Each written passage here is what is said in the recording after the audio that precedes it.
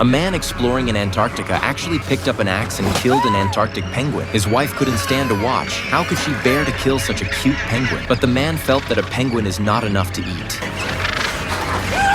To the evening meal, the wife on one second still scolded her husband cruelty, the next second but eat to enjoy. After all, they have been trapped on this deserted island for a whole month in order to survive. All kinds of protection of animals have become their food, eaten. They finally have the strength to tear down the boards of this abandoned camp, spelled out a distress signal on the top of the mountain. Once an airplane flew by from above, we'll be able to see them. Once an airplane flew over, they could see their distress signal. That night, the husband suddenly heard his wife shouting outside. It turned out that she had spotted a cruise ship on the sea, which was sailing away in the distance. The wife wanted to build a fire in situ to draw the other side's attention, but the husband pulled out the only small kayak, dragged it into the water, and hurriedly chased after it from the back of the cruise ship. But unfortunately, not yet out of the halfway point, the kayak suddenly ran out of gas. And at this point, he turned back and realized that he had already been a distance away from the island. There is no way to go back. He couldn't go back at all. Desperate, he instantly fell into a state of collapse. The next morning, the wife stood on the beach, never saw her husband's figure. She thought he had been rescued, leaving her alone. The wife couldn't believe it. Why didn't he come back to save her? She began to hate her husband.